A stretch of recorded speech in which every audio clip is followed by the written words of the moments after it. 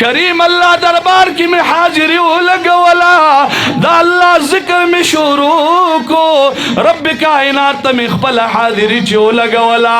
ذکر مزہ راکڑا ذکر لذت راکا ذکر خون راکا ذکر مٹاس راکا زما پا قبر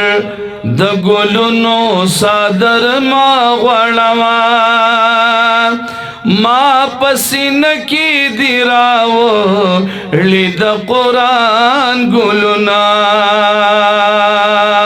ټول شوق و محبت سره په خپل محبوب باندې درود شریف وایي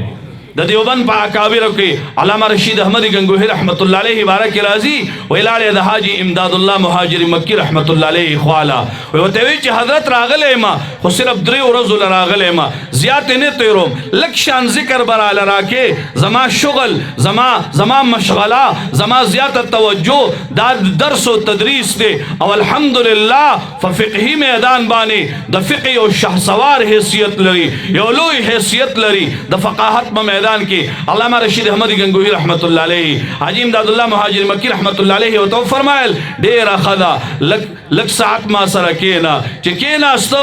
چې کله د شپې ایام رااله او ورځې او شپې تېرېدلې 3 شپې ورکړې وې چې شپه شوه خپلو مریدانو ته وي خپلو شاګردانو ته وي د ده دا کټ زما د کټ خواته واچوئ د ده دا کټ زما د کټ خواته واچوئ علامہ رشید احمدی گنگوہی رحمت اللہ علیہ فرمائی زما کٹ طلباؤ او دا غی موریدانو راوڑو او دا حاجی صاحب دا کٹ خواتے واچو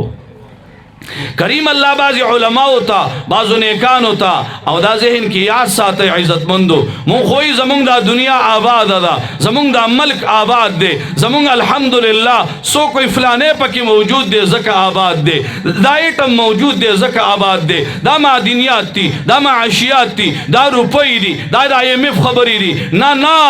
زمان نقطہ نظر دا دی اکابر علماء نقطہ نظر دا تمام امت مسلمہ دا مقتدر علماء دا بزرگانو نقطہ نظر دا دے چھ زمون دا ملک دا بقا ذریعہ دا مدارس و دا دی طلبہ و دا شپے دا چغی و آہا و بکا دی ورنہ دا یاد ساتا نن زماوستا پا ملکی دا سود دا پارا منصوبی جوڑی گی نن زماوستا پا ملکی دا ہری گناہ دا پارا باقیدہ پمپلیٹی چاپ کی گی باقیدہ دا آگی ایڈویٹائزمنٹ کی گی خو الحمدللہ دا سے علماء شتا دا سے اکابر شتا دا سے بزرگان شتا دا شپی اللہ ترا پاسی اللہ تجاڑی دا شپی اللہ ترا پاسی اللہ تسوالو نہ کئی علامہ رشید احمدی گنگوہی رحمت اللہ علیہ فرمائی کہ کل دا نیم شپشوا دا نیم شپی حضرت را پاسے دلے دے اللہ تولاڑ دے حضرت دا اللہ کریم دربار کے ولاڑ دے در رب کائنات دربار کے اللہ تپسید دبانے پریوتے دے دا اللہ کریم دربار کے اللہ تا منت و سماجت شروع دے آغا اللہ تا کم اللہ کریم چی اغلا دا یو صفت ورکلے ہو رب کائنات لوئلے اکابر رب کائنات لوئلے فقہا رب کائنات لوئلے اتقیاء دا غپ موریدی کراوستی ہو علامہ رشید احمدی گنگوہی رحمت اللہ علیہ فرمائے چیزا ماسترگی ہو گڑے دے حضرت سلام ہو گرزو دا سلام نپس حضرت لگیا دے ذکر کئی لا الہ الا اللہ لا الہ الا اللہ لا الہ الا اللہ حضرت لگیا دے دا لا الہ الا اللہ ضربو نہ لگئی وی ماں چستر کی کلا اکڑے وی را پاسی دم ماں چی حضرت اللہ تولار دے اللہ تے حاضری لگولے دا دا لا الہ الا اللہ ضربو نہ لگئی راشتم دا حضرت سر لگیا شلک ذکرو کا کریم اللہ دربار کی میں حاضری لگولا